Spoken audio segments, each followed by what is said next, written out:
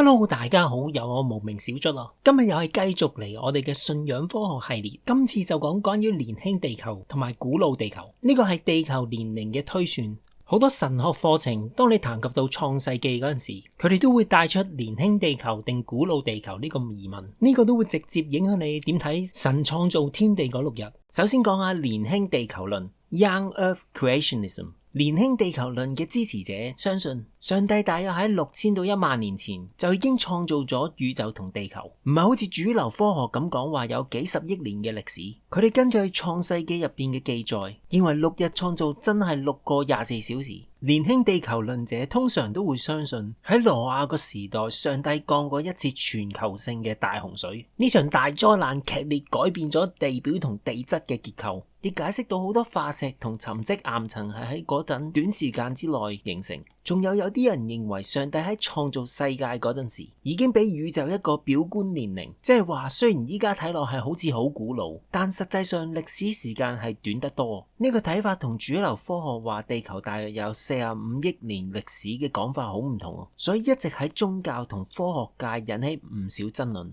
至於古老地球論就係另一種睇法，呢個理論都相信上帝係宇宙同生命嘅創造者，不過佢哋都接受主流科學認為地球大約有45億年歷史嘅估計。佢哋解釋創世紀入邊講嘅6日創造，其實可能唔係指6日真係24個鐘頭，而係象徵性講法，或者代表好長嘅時期。有人叫呢個做日等於年理論，或者係間斷創造理論。古老地球論者相信地質年代同化石記錄反映咗上帝喺漫長時間入邊漸進創造。科學上講嘅宇宙大爆炸其實可以同神創造天地共存嘅，但係佢哋通常會拒絕無神嘅進化論，或者叫演化論。同時佢哋仍然相信亞當夏娃係真實歷史人物，人類嘅靈性源於上帝特別嘅創造。簡單嚟講，古老地球論想平衡信仰同科學，接受科學嘅時間尺度，但保持聖經嘅信仰核心。佢同年輕地球論最大嘅分別就係喺時間觀嘅唔同。呢個議題至今都仲有唔少嘅神學同科學討論。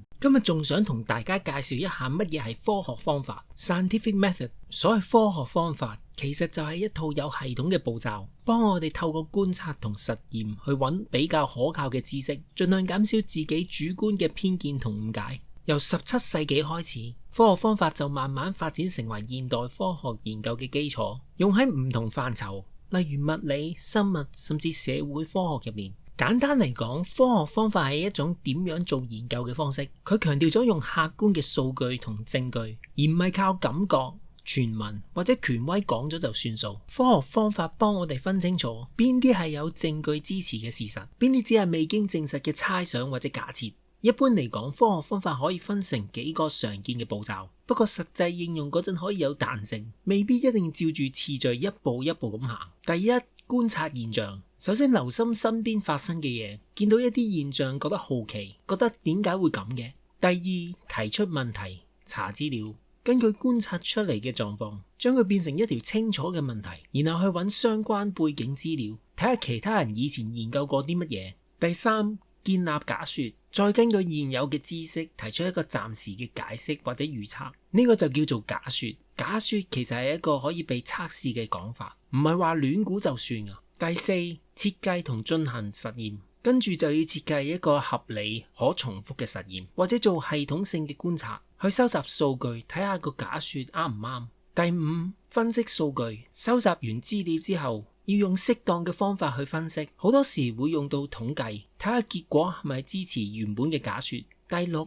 得出結論，根據分析結果判斷個假說係暫時成立，需要修改定係應該被否定。如果唔啱，就可能要提出一個新嘅假說，重新設計實驗，進入下一個循環。第七，分享同審查，最後要將研究方法同結果公開俾其他人睇，等其他科學家可以重做實驗，檢查你有冇問題，慢慢建立可靠嘅共識。講科學方法除咗步驟之外，仲有幾個核心嘅原則好值得記住。假說要可證偽，即係話理論上要存在一啲可能嘅觀察或者實驗結果，可以證明呢個假說係錯㗎。如果一個講法無論點樣觀察都唔可能推翻，就好難稱得上科學假說。重視客觀數據，唔靠個人信念。科學方法強調要用可觀察、可量度嘅證據嚟支持結論，即使某個講法聽落好順耳，如果數據唔支持，都要有勇氣質疑，分清相關同因果。兩樣嘢經常一齊發生，唔代表其中一樣一定導致另外一樣嘢。科學方法會透過控制變項、設計實驗去判斷到底係咪真係有因果關係。步驟有彈性，方法可調整。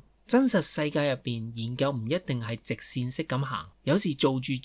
會翻轉頭改假說，或者再揾新資料。科學方法係一個框架，唔係死板板嘅 checklist。我哋首先總覽一下主流科學用嚟估計地球年齡嘅幾個主要方法。第一個放射性定年法，第二個岩層地質年代，第三個化石序列，第四個隕石同月球樣本推算，第五個天文模型，例如太陽演化或者星體形成。呢啲方法乜都好，都係依賴假設加模型嚟推算。換句話講，佢哋唔係直接測量，而係透過一連串嘅理論假設去解釋觀察數據。講第一個方法就係放射性定年法，呢個係最常用嘅。佢嘅原理係利用放射性元素，例如鈾同鉀，佢哋會有固定嘅半衰期。透過測量岩石入邊嘅母體同子體同位素嘅比率嚟推算岩石嘅年齡。主流科學就係靠呢個方法得出地球有數十億年嘅歷史。不過呢個方法有幾個關鍵嘅假設：衰變速率恒定，假設過去同依家嘅衰率速度完全一樣。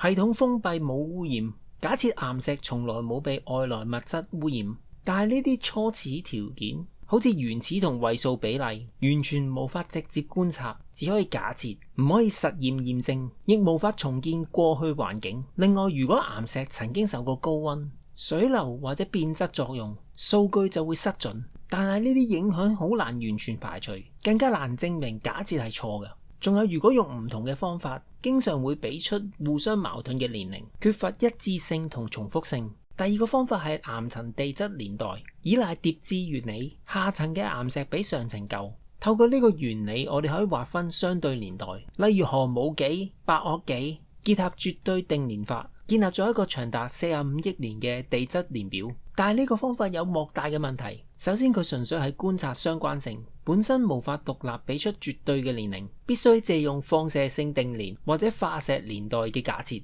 更嚴重嘅係循環論證，岩層年代依賴化石定序，化石年代又依賴岩層位置，互相定義，邊個都唔可以獨立驗證。實際上，地層經常有斷層、岩漿侵入，甚至完全翻轉，破壞咗原本嘅順序，但解釋就變得好主觀，幾乎無法證偽。年代劃分基本上係人為共識，唔係可重複嘅實驗結果。第三個係化石序列，假設同一地層嘅相同化石代表同一年代，再根據所謂演化順序，由簡單到複雜，建立相對年代框架，用嚟校準岩層，支持漸進演化同古老地球觀。啲問題同樣明顯，循環論證，化石年代依賴岩層，岩層年代又依賴化石，永遠都解唔開。化石只可以話某啲生物存在過，完全唔講時間。年代必須靠其他模型推算。仲有一個好大嘅假設，啲化石冇被重排序、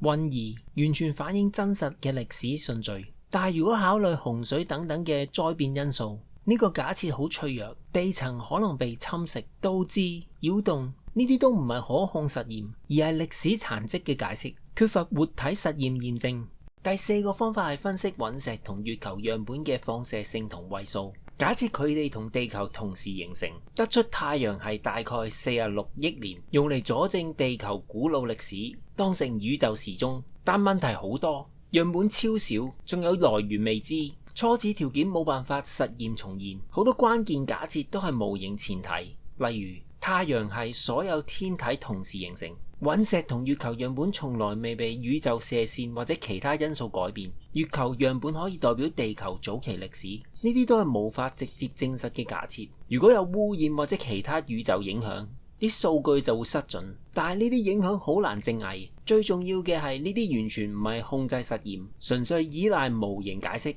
最後一個係天文模型，透過行星演化、主序星到紅巨星，星系形成，光譜分析，重力計算，推算太陽年齡大概46億年，結合光年距離，主張宇宙有138億年嘅歷史。但係呢啲模型依賴好多嘅假設，恒定光速、行星演化速率恒定、核反應速率喺億萬年都冇變，呢啲參數完全無法喺實驗室重現，只可以靠理論模擬。另外，觀察數據可以有唔同模型解釋，例如電漿宇宙論就會俾出完全唔同嘅年齡估算。歷史性事件無法控制實驗，好易受觀察偏差影響，難以真正證偽。總括嚟講，呢5個方法雖然係主流科學嘅支柱，但係細心分析都會發現大量嘅依靠無法直接驗證嘅假設，而且缺乏真正嘅控制實驗同可重複性，值得我哋進一步去思考。嚟到呢度，我哋想分清楚一樣嘢，地球年齡估算主要係屬於歷史科學，唔係一般實驗室入邊嗰種實驗科學。所謂歷史科學就係根據依家睇到嘅證據去重建一啲過去從來冇人見過又唔可以重複嘅事件，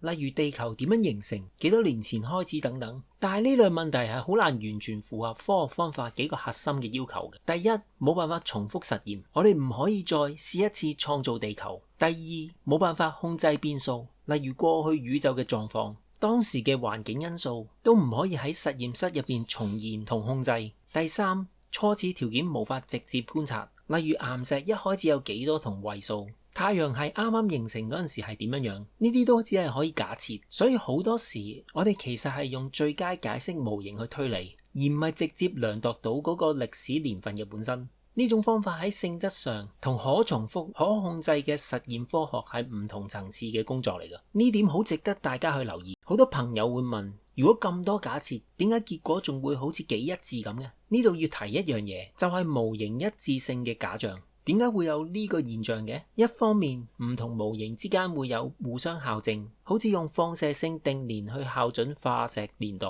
再用化石去校準岩層，形成一個互相調整嘅系統。另一方面，唔符合預期嘅數據往往會被重新解釋，標籤做異常值，甚至直接排除喺分析之外。長遠嚟睇，就會形成一組表面好齊整、好一致嘅圖畫，睇落好似好有力嘅證據。但要記住，一致性唔等於可驗證性，有時只係一個內部可以自我調和嘅系統，唔代表有獨立可重複嘅實驗證明。現階段的確有大部分科學家接受古老地球觀，認為地球大約有45億年歷史，呢個可以話係主流共識之一。不過共識唔等於直接證據，只係代表現時大多數人傾向接受某一種解釋。回望科學史，其實好多定論都曾經被推翻過，由以前嘅地心說到後來嘅日心說，都係一層層修正翻嚟嘅。而地球年齡嘅估算仍然係建基喺一啲未被完全證實嘅假設之上，例如衰變速率長期恆定、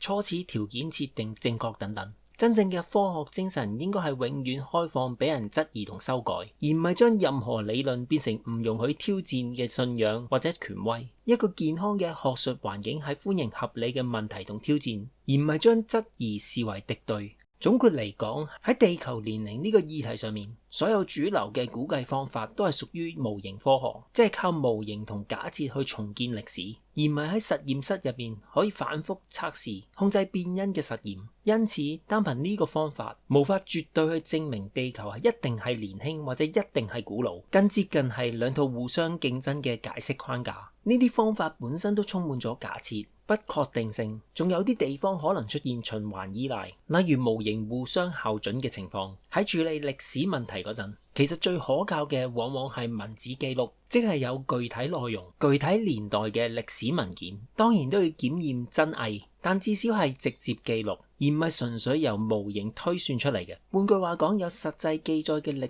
史文件喺某啲範圍內，可能比起冇任何直接觀察，淨係靠推算出嚟嘅幾十億年估計更加值得嚴肅去考慮。到咗最後，科學精神唔係要幫我哋定最後結論，而係幫我哋承認自己所理解嘅限制，同埋去持續謙卑咁去探索真相。